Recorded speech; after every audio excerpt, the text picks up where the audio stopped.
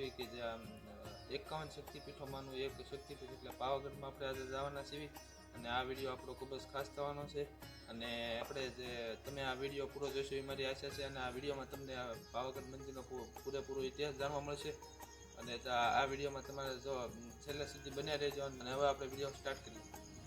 Pavagadh